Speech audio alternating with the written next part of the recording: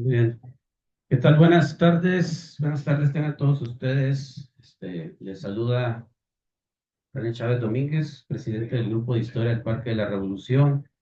Bienvenidos a nuestra reunión semanal. El día de hoy, pues estamos iniciando a las 7:30. Eh, Analizaremos si continuamos con ese horario. Entonces, eh, bienvenidos, compañeros de la plataforma Zoom. Y aquí los presentes en el Corredor Cultural Miguel Anguiano Carlos del Parque de la Revolución, todos bienvenidos. Eh, Tenemos una plática interesante el día de hoy de una persona que, mm, pues poco conocida, pero bastante aportaciones a la ciencia y demás hizo. Es sobre el científico Arthur Rosenbluth Stier. Eh, Él, pues, es un paisano de Ciudad Guerrero. Y bueno, pues le voy aquí a Mario para que nos platique de él, de su vida y su obra. Eh, el compañero Mario Alberto Trillo Corral, él es maestro en educación por la Universidad del Tec Milenio, de aquí de Chihuahua. Destacado deportista chihuahuense, representante de México en eventos mundiales de atletismo, participante en las pruebas de 100 y 200 metros y miembro del equipo mexicano de atletismo por 10 años. Actualmente ya retirado. Ha sido asesor de asuntos históricos del general comandante de la Quinta Zona Militar y del comandante de la base militar del SEABO de la Fuerza Aérea Mexicana. Fue subdirector de Cultura del municipio de Aquiles Cerdán, eh, investigador iconográfico del libro Retratos de la Ola y de la Batalla de Ciudad Juárez de 1911. eh, Investigación y gestión para la edificación del monumento dedicado al Batallón Primero de Chihuahua, que está por ahí en la plaza de Zaragoza, Ignacio Zaragoza, y en la ciudad de Chihuahua. Autor del libro La carrera de mi vida. eh, con esto es el único velocista mexicano que ha escrito su biografía en un libro. Y en el 2003 escribió el libro Cuando el silencio estalla, testimonios reales de menores infractores. Y escritor, pues, en el periódico El Universal, con varios artículos que hemos ahí estado compartiendo. Entonces, pues, Mario, bienvenido aquí a darnos una charla, ¿verdad? Sobre este personaje, ilustre chihuahuense, eh, Arturo Rosenbluth, ¿verdad? Muy bien, pues te cedo el micrófono. René, pues muchas gracias por la presentación, gracias aquí al grupo por su asistencia, así como los que están en la plataforma. Les agradezco el tiempo para escuchar esta plática, esta conferencia sobre un personaje, pues realmente sin precedentes en la historia de México, incluso sin precedentes, me puedo decir, a nivel mundial. Un chihuahuense lamentablemente olvidado, pero que este tipo de pláticas, este tipo de temas, tienen a bien en resurgir su nombre, su figura, y que el mundo sepa, sobre todo los chihuahuenses, porque es raro el chihuahuense que sabe algo de Arturo Rosenbluth. Y bueno, pues vamos a iniciar con el doctor del pueblo que cambió el rumbo de la medicina. Así quise ponerle, digamos, de subtítulo a esta plática, porque realmente Rosenbluth llega, hace un cambio tremendo que hasta el día de hoy sigue dejando un gran legado este personaje.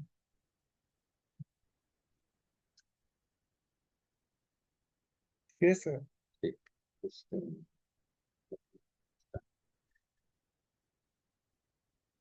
Sí, sí, gracias. Bueno, México ha tenido grandes científicos, como lo fue el doctor Luis Ernesto Miramontes Cárdenas, que es a este señor a quien muchos le han agradecido no ser papá porque es el que inventa la pastilla anticonceptiva, originario de Nayarit, y es un aporte de un mexicano para el mundo.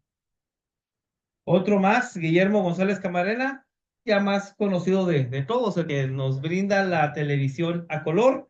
Y quise poner esto es, es de introducción, obviamente, y quise poner abajo a otro, pues, científico, otro inventor, que es Luis Terrazas Hernández, muy conocido por las baterías LTH, el alma de su automóvil.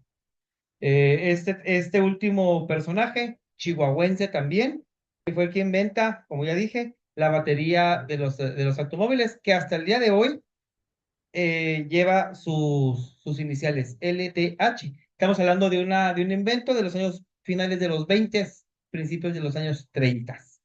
Estos son parte de los muchos científicos mexicanos que han aportado algo no solamente a su localidad, sino ni siquiera al país. Han aportado algo a nivel mundial. Y prueba de ello son estos tres que estoy manejando de introducción. Pero vámonos de lleno a este personaje que también deja un legado a nivel internacional muy, muy, muy grande. El señor don Arturo Rosenbluth Sears. ¿Cómo se podrá mencionar? El segundo apellido no lo sé mencionar. Steers. Arturo Rosenbluth, yo estaba equivocado, siempre decía Arturo Rosenbluth, muy mexicanado, pero no, es Arturo Rosenbluth. Arturo Rosenbluth nace en Ciudad Guerrero es el 12 de octubre. Aquí hay una gran confusión porque hay unos autores e investigaciones que lo mencionan como el 2 de octubre y otros más, incluyendo Zacarías Márquez y otras fuentes ya más aquí de Chihuahua, como el 12 de octubre. Yo le puse el 2, pero hago esa aclaración que hay unas fuentes que manejan el 12, otros que manejan el 2 de octubre. Eso es el hombre del siglo. Y él mismo decía, soy el hombre del siglo, porque iba exactamente conforme pasan los años del siglo. Así que, pues nace en el año de 1900. Sus padres fueron Julio Rosenbluth y María Agustina Sters. Julio era un judío comerciante que nació en 1863 en Hungría y luego emigra al Paso, Texas, donde conoce a María Augusta y se casan en 1895. Arturo Rosenbluth es el mayor de 8 hermanos y cabe mencionar que todos los hijos de este matrimonio nacieron en Guerrero. Son los hijos de Guerrero. Posteriormente se trasladan a Guerrero, ahí es donde nacen los hijos, y vuelvo a decir, Arturo Rosenbluth es el mayor de esos 8 hermanos. Ahí es la casa, actualmente existe esa vivienda, es donde el famoso doctor, el que sería doctor, tiene ahí viviendo sus juegos de infancia. Ahí en esa casa es donde Arturo va a pasar sus años, sus mejores años, sus juegos de niños, que esos mismos juegos, ahí en Guerrero, presenciaron un movimiento interesante, que es la revolución. Aquí puse a sus paisanos, aunque la primera persona que vemos en la foto no es de Guerrero, es de Chihuahua, pero creo que sus raíces, pues ya, los hace de Guerrero. Es el maestro Mariano Irigoyen, que seguramente fue maestro de Arturo Rosenbluth. No hay una fuente que lo pueda sustentar, pero para aquellos años, ¿cuántos maestros pudieron haber tenido en Guerrero? ¿Cuántas escuelas pudieron haber estado en Guerrero? Y Arturo vivió 10 años en Guerrero, toda su infancia. Por lo que, sin miedo a equivocarme, aseguro que el que le enseña a leer y escribir fue Mariano Irigoyen a Arturo Rosenbluth. Es algo muy padre porque Arturo Rosenbluth nace en Chihuahua y se crea en Chihuahua. Sus años son de Chihuahua, 100% chihuahuenses. eh, son sus años los pasa en Guerrero, a comparación de otros personajes que decimos, es que nació en Chihuahua. Sí, pero al día siguiente que nació se lo llevaron y nunca volvió. Pues realmente, pues no tiene ese cariño a la tierra, el apego, no tiene ese sentido de pertenencia. Si al día siguiente que nace se lo llevan a otra parte y nunca volvió, pues nomás queda el acta de nacimiento. Pero Arturo sí tiene el apego a Guerrero, al pueblo mexicano, y ahorita se los voy a comprobar. Otro de los paisanos, Abraham González, y pues el general Pascual Orozco, que seguramente también conocieron a Arturo Rosenbluth, y él los conoció. Esto sí, no hay duda, creo yo que es muy común que los haya conocido. ¿Tú qué opinas, René? ¿Tú que eres de allá? Sí, pues Sí, ¿no? Es 10 años tenía 10 cuando años, empezó. entonces sí. Debido al movimiento revolucionario, la familia de Arturo Rosenbluth se ve en la necesidad de emigrar a Monterrey, y el padre de Arturo pone una tienda. Podemos ver por las características de la tienda titulada de nombre La Ciudad de Londres, pues que no era una tiendita de abarrotes y que tenía un gran capital la familia de Arturo. Esa tienda, pues, surtía la ciudad de Monterrey. Yo pienso que era algo así como la Francia Marítima aquí en Chihuahua, que aún está el edificio.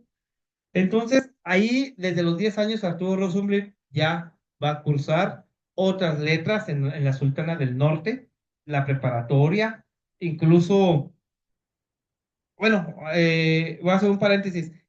Vean nomás, no solamente Chihuahua destroza su patrimonio cultural, los de Monterrey hicieron lo mismo, tumbaron la tienda de la familia Rosenbluth con esa arquitectura tan bella para ponerlo de abajo. Vean nomás, o sea, ustedes juzguen la imagen, no voy a ser yo quien lo haga, pero vean lo que hacen los gobiernos o la gente. Aquí también, una casa tan hermosa y le hemos dicho, vamos a tumbarla y hacemos un estacionamiento. Y al último ni en estacionamiento quedan, y ahí están, en la calle 11 y ni se ves, ¿verdad? Bueno, volvemos al tema. Eh, el futuro doctor entra al Colegio Civil de Monterrey, donde concluye los estudios básicos. Y es en esa etapa de juventud en la que despierta el interés por las matemáticas y la fisiología de las ciencias. Esa es la escuela donde Arturo va a cursar, digamos, la preparatoria ya en Nuevo León. Actualmente el edificio parece que aún existe esa finca. En 1918 se traslada a la Ciudad de México para comenzar la carrera de medicina.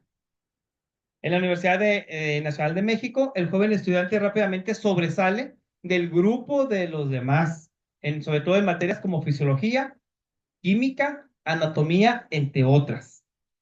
Lamentablemente, la economía de esta familia empezó a mermar y Arturo se vio obligado en pedir una beca a la universidad, beca que no le otorgan, y pide un apoyo, trabajar un medio tiempo ahí en la misma facultad o en la escuela y continuar sus estudios. Apoyo que también le fue negado, por lo que el chihuahuense tuvo que tocar piano en restaurantes y amenizar películas mudas para poder costearse la educación. Él quería ser doctor y buscó la manera. Buscó becas, no llegaron, entonces ve que el piano le va a dar la oportunidad. Como digo, tocando en restaurantes y en películas. Fue así que poco a poco la situación mejoró y los dedos de este señor dejaron de tocar las teclas del piano para firmar una beca en París. Esa sí llegó a través de un hermano de él, le va a ayudar bastante, y se va a esta universidad que estamos viendo en la imagen, donde en 1927 se va a graduar de médico. Ah, también tenía una breve temporada en Berlín, pero no le fue bien. Nunca se supo por qué, él nunca dice, pero él simplemente llegó a decir, hice una transitoria y desagradable estancia en Berlín que me confirmó mi latinoamericanismo y después me regresé a la Escuela de París para terminar mis estudios. En Berlín no le va bien, regresa a París y se gradúa de médico. Los esfuerzos realizados, voy a moverle aquí tiempo. Los esfuerzos realizados tuvieron su recompensa cuando se recibe de médico, regresa a la capital mexicana como neuropsiquiátrico y se incorpora como ayudante de la clase de fisiología de la Universidad Nacional, pero esto como en carácter de ayudante, que solamente le duró unos cuantos meses, porque al par de meses de ser un simple ayudante, ya tenía 250 alumnos que querían tomar clase con él, desbancando pues al maestro titular. Posteriormente, al inicio de la década de los años 30, recibe un estímulo, una beca. Híjole, va a batallar algo para mencionarla. Guteim, no la puedo mencionar, si René me puede ayudar, es el que está más cerca, y se traslada a Harvard. Esta beca aún existe y empieza en 1925. Ahí en Harvard conoce a Virginia Toms, donde se hacen novios y contraen matrimonio un 5 de septiembre de 1931. Y fue para siempre. Ella no tuvo otra esposa, a excepción de esta mujer norteamericana. Arturo hablaba inglés, francés y alemán, obviamente el español. Entonces era parte de talentoso en la medicina, un políglota.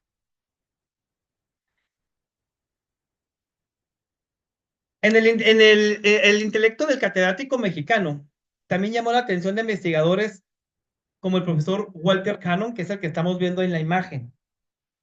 Con este fisiólogo estadounidense y pionero de los rayos X, fue con quien colaboró en diferentes investigaciones, como lo fue en la transmisión del umbral al estudiar las diferentes reacciones del cuerpo humano, quienes motivados por las indagaciones realizadas con esta mancuerna de científicos, emprendieron una serie de viajes por Sudamérica para continuar con estas investigaciones.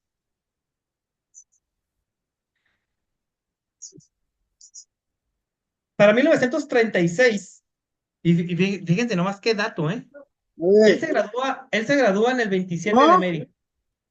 Para 1936, en la ceremonia del Premio Nobel de Medicina, el de Chihuahua fue mencionado.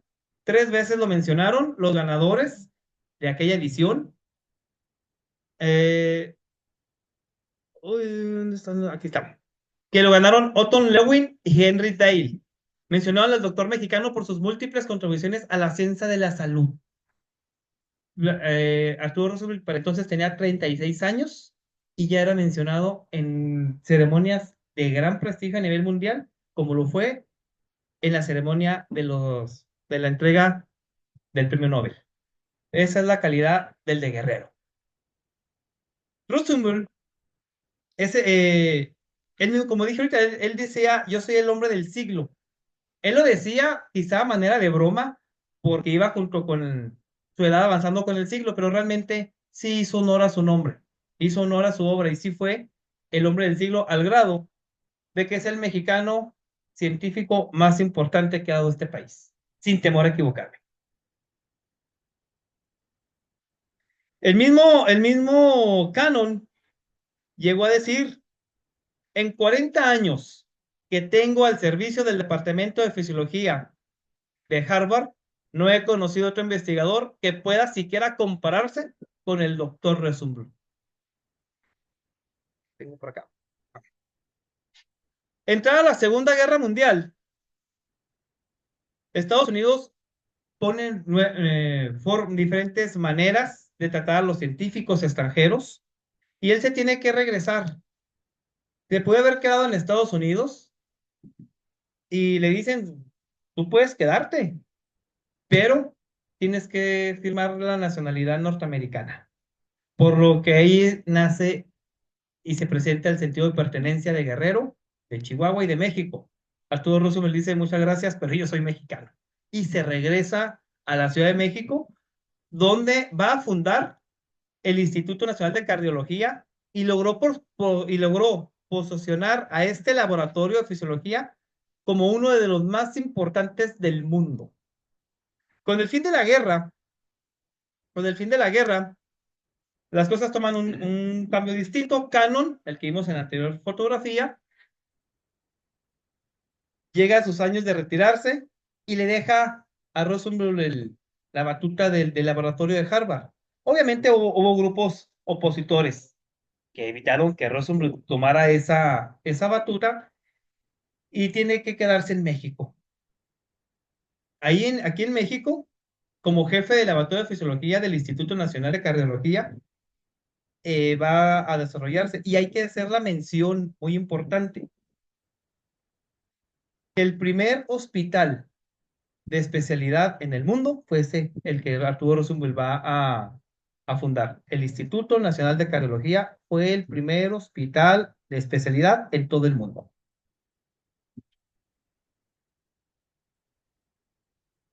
Junto con un grupo de científicos con quien compartía también otro mexicano, Manuel Sandoval Vallarta, se encargaron de promover y desarrollar la investigación por todo el país. Fue así que este grupo pudo llevar a cabo una asamblea en Ciudad Guadalajara con la Asociación Matemática Mexicana, donde asistió Norbert Weiner, que es el que estamos viendo. Y ahí en la foto está del lado izquierdo es Arturo Rosenbluth y Norbert Weiner.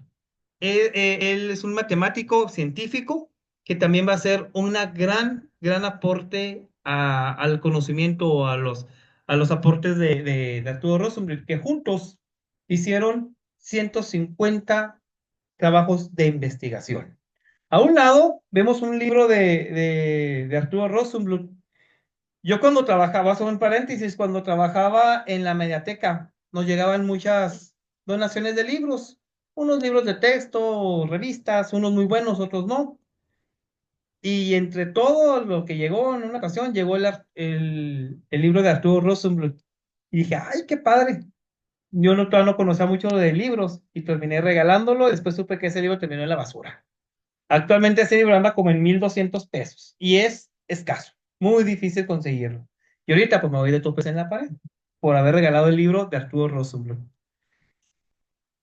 En esta reunión de científicos hubo eruditos, matemáticos, médicos, psicólogos, perdón, antropólogos, fisiólogos, entre otras áreas de la ciencia.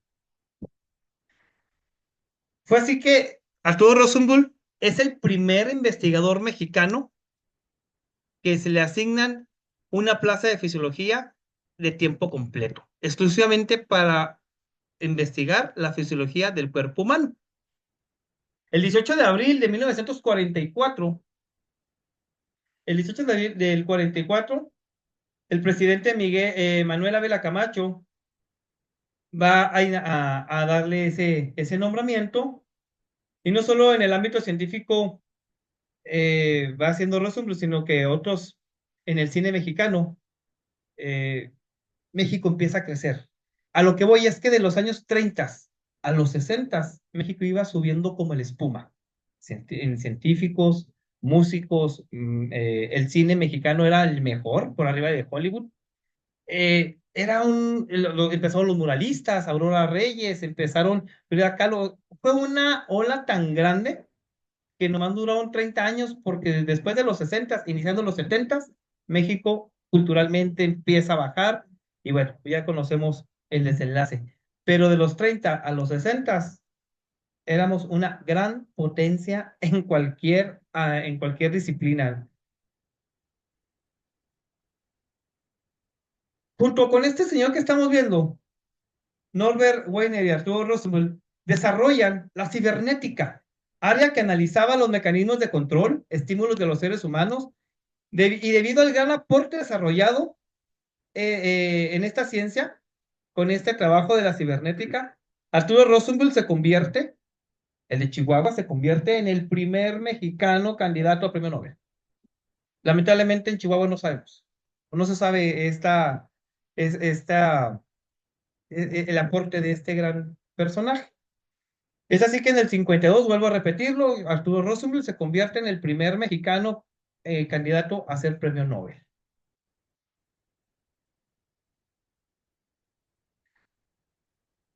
Fue fundador y primer presidente de la Sociedad Mexicana de Ciencias. Durante 16 años dirigió el Laboratorio de Fisiología y Farmacéutica del Instituto Nacional de Cardiología. Fundó el Centro de Investigaciones del Politécnico Nacional. Recibió de universidades de Italia, Inglaterra, Argentina y de Estados Unidos el doctor honoris causa. En la Universidad de Chile fue miembro honorario de la Facultad de Medicina. En Italia fue condecorado con el mérito de la República Italiana. En 1965, caballero de la Orden Nacional del Mérito de Francia, premio Carnot de la Medicina, premio de Biología en Argentina, en México ganador del Premio Nacional de Ciencias en 1966 y fue autor de 154 de investigación. Escribió libros sobre el sistema nervioso, entre otros, y su última obra fue del método científico titulado Mente y Cerebro. Ese fue el título, ese fue el libro que yo regalé tontamente. El legado de Arturo Rosenbluth es vasto. Esas son solamente una, dos, tres, cuatro, cinco escuelas a lo largo de México, pero no de Chihuahua, porque aquí no hay nada, a excepción de un kinder. Pero realmente Arturo Rosenbluth merecía una calle, un monumento o algo más grande. Este gran personaje muere el 20 de septiembre de 1970 a causa de un padecimiento cardiovascular. Fallece en la Ciudad de México el doctor del pueblo que cambió el rumbo de la medicina. Y no solo en el país, sino a nivel mundial. Y sus restos desde 1974 descansan en la tumba, en la rotonda de los hombres ilustres. Actualmente esa es la tumba del doctor Rosenbluth. En el año 2020, la Lotería Nacional le rinde un merecido homenaje con un billete de lotería por su 50 aniversario luctuoso de este gran doctor.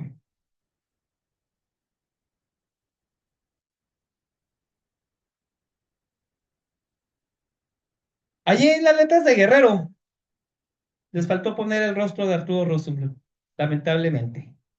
Vemos a Orozco, un gran personaje, Abraham González, el tren, pero ¿y Arturo? ¿Creen que no merecería estar ahí en su rostro en esas letras? Definitivamente ahí les faltó ahí a Arturo Rosenbluth. Y bueno, yo con esto terminaría. Hablar de Arturo, me brinqué como 15 años, que me faltaban documentar. Y bueno, pero es parte de los trabajos que estamos haciendo. La bibliografía, ahí no la puse, René, pero las voy a decir para que la conozcan. Los datos los sacamos de Los otros personajes chihuahuenses de Mariano Salcedo Zaragoza del año 2007, Revista de Investigación Educativa 2009, Chihuahuenses eh, Egregios, tomo 2 de Zacarías Márquez Terrazas, Arturo Rosenbluth, Legado y Vivencia de sus contribuciones del 2019, un libro de la UNAM, Portal Oficial de Gobierno de México y de Family Church. Aprovecho el micrófono. Digo que a finales de esta semana o principios de la otra eh, va a salir publicado a nivel nacional un artículo de Arturo Rosenbluth en el Universal que la arquitecta Heidi Ramírez me va a ayudar, me ayudó a redactar y a investigar y que ambos lo estamos firmando. Por lo que, pues ahí le pediré a René que lo comparte en el grupo cuando me llegue la liga del periódico del Universal para que lo conozcan ese escrito. Y pues gracias, Heidi, por el apoyo y ahí seguimos en el equipo. Sin más, pues esto es cuanto.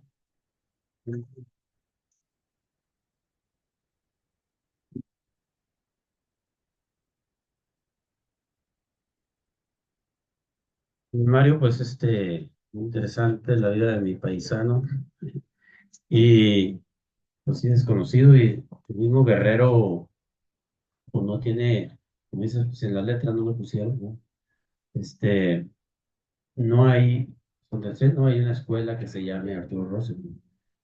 eh, ni calles, ni calles en Guerrero, que se llama, mira, tengo dos. Ay, ¿lo moví yo? Sí, está Ay, en la galería de los Chihuahuenses Ilustres, ahí en donde está el archivo. Ahí está él. eh, y bueno, pues ahí está la placa en la casa donde nació. Muy bien, Mario, pues interesante la charla que queríamos que nos compartiéramos. Ya hace algunos años habías, sí, me toda la mano. sí, y pues ahora se dio. Tenemos por aquí a Iván Hernández, a Heidi, y veo que allá en ese orden, y luego Héctor Iván, y luego después Ricardo Fels. En ese orden voy a dejar de compartir pantalla para, permítanme un segundo.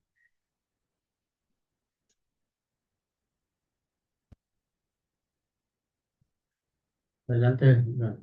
Y si quieres acá, de este lado, para Buenas noches, muchas felicidades. Estuvo Gracias, muy gracias. interesante esta plática y biografía, muy interesante, realmente. Y una pregunta, ¿dejó familia en Guerrero? No, no hay hijos de Arturo Rosso. No. No hay registros de que haya tenido hijos, por lo que la familia pues, sería segundas o terceras sus generaciones, digamos, ya lejanas, ¿no? Pero no hay hijos de Arturo Rosso. Y visitaría Guerrero en vida. No, no hay registro de que haya registrado, que haya visitado Guerrero. Yo digo que no, yo. Estoy hablando sin conocer, sin tener una prueba. Yo digo que no. Sin embargo, haber rechazado en dos ocasiones la nacionalidad mexicana, perdón, americana, y le dijeron, usted va a ser el jefe de los laboratorios de Harvard, nomás firme, aquí está el papelito, nomás firme y ya.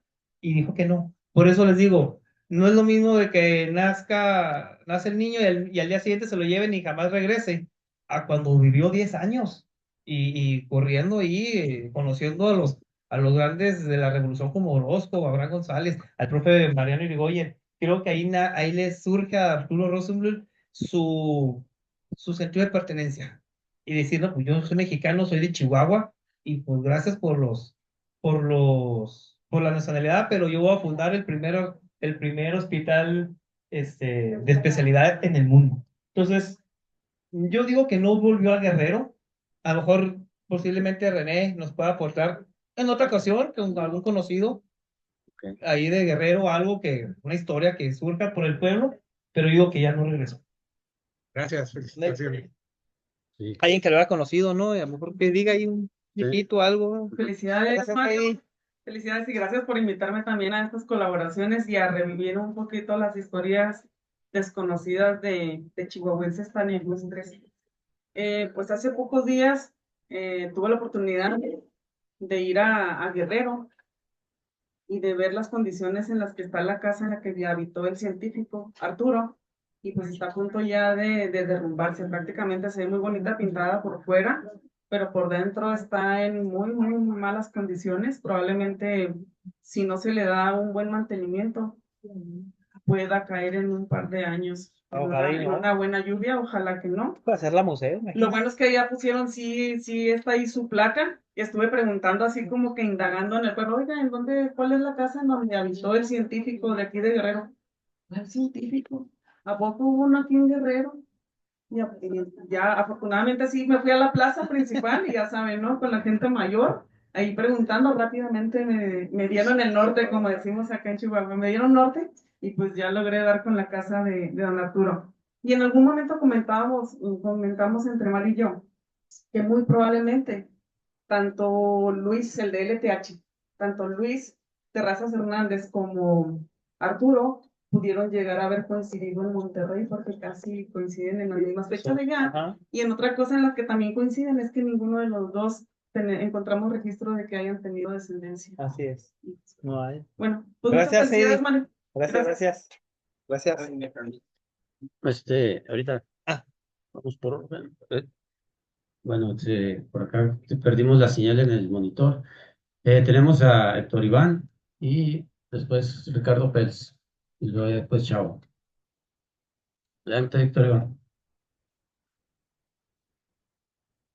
¿Qué pasó ayer? Bueno, este, bueno, por lo que cuentas y ya abundando en eso, presupongo que prácticamente no tenía relaciones con nada o con nadie de Chihuahua en ese periodo.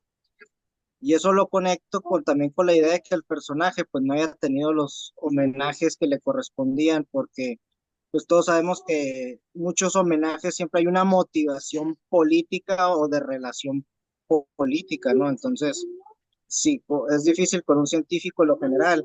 Yo presupongo que si no estaba muy conectado con élites de aquí, pues iba a ser muy difícil que se diera un reconocimiento, ¿no? Eso sí. Comparto ahí tu opinión, maestro. Y sí, yo creo que sí, me alientas, ¿no? Para seguir diciendo que Arturo ya no regresó a Chihuahua. Después de Monterrey, México, ya brinca el estado. Muy bien. Ricardo, Sí, gracias. Muy interesante el trabajo de Mario sobre Arturo Rosenbluth. A mí no me tocó conocerlo, yo era estudiante en la universidad apenas cuando él fallece, y, pero sí conocer su obra en esos años, ¿no? O sea, él era una personalidad realmente en México, en la ciudad por lo menos, ¿no? O sea, pero mi pregunta sería, ¿dónde quedó la familia Rosenbluth?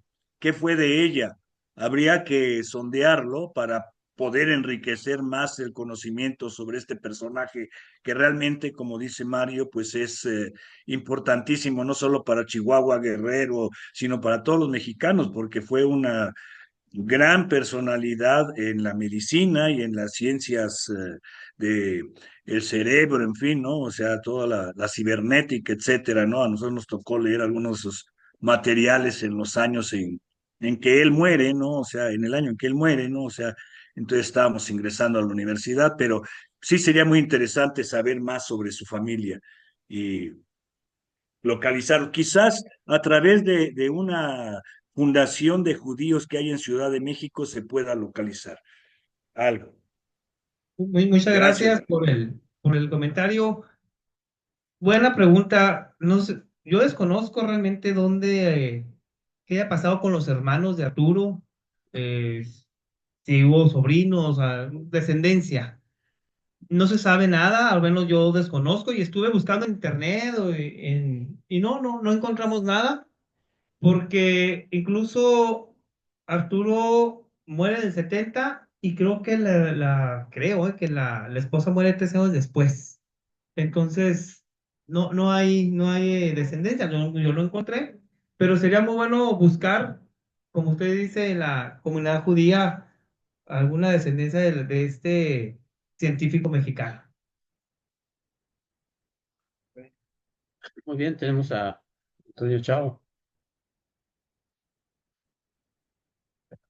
Bien, chao.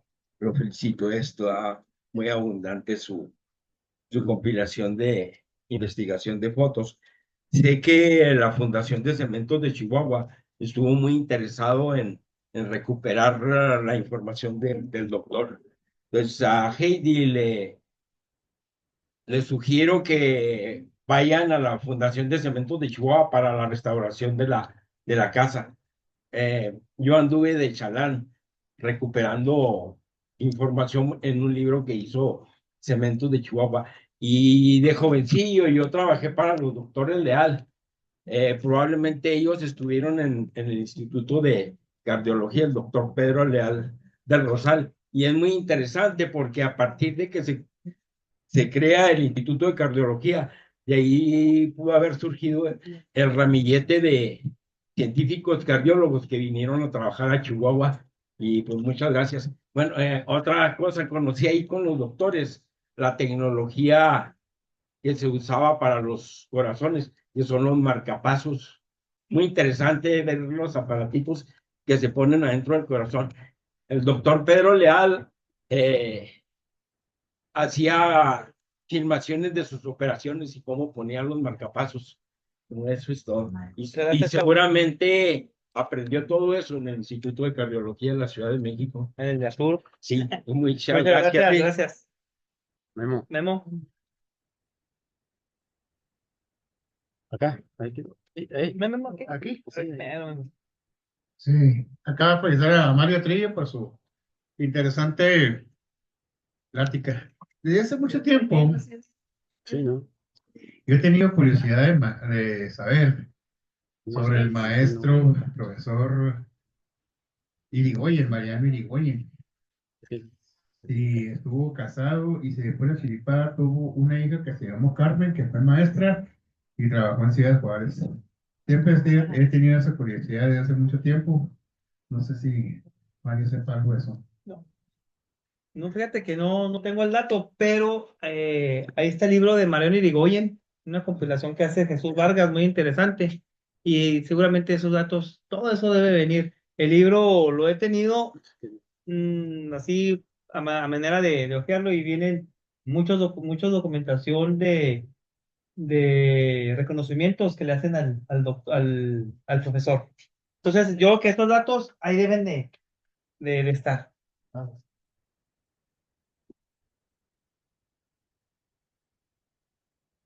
Buenas noches, compañeros. Te felicito. Gracias. Muy bien. Es una historia que desconocíamos. Y un detalle, que tú dices del dibujo ahí en las letras. Yo creo que no debe ser un dibujo, es un monumento, Así es, nada. ¿verdad? Una calle, como dijo René. Una calle, un monumento, y aquí en la ciudad de Chihuahua. Y otro detalle, tengo entendido que hay un señor Mendoza de Basuchi, también de por ahí, Mendoza, que fue el que hizo un rifle de repetición y que se lo llevaron los norteamericanos, que hizo algunos inventos. ¿Qué sabes tú acerca de eso, o René, que es de esas tierras? E incluso el N1 era M por Mendoza, que fue uno de los creadores de allá en Estados Unidos, se lo llevaron a Estados Unidos. Ese sí aceptó los dólares. Efectivamente, y en el Museo de la Revolución hay una foto de los Mendoza con una ametralladora que inventaron. Y de ahí surge una empresa Mendoza, que es la que vende ahorita actualmente las dianas y los blancos, y vende todo lo que es estilo deportivo. Y creo que están muy fuertes en Yucatán, esa empresa Mendoza, y viene a raíz de estos. Pero creo que eran de Casas Grandes, no sé si eran de Basuchi, René. No, Creo que de Casas Grandes, sí, ¿eh? de madera más De bien. madera, Muy de bien. madera, Ok. así es. Muy bien, Mario, pues nuevamente un aplauso para Mario por Gracias. esta presentación. Y ya le paramos el artículo. Perfecto. Se nos fue el señal acá.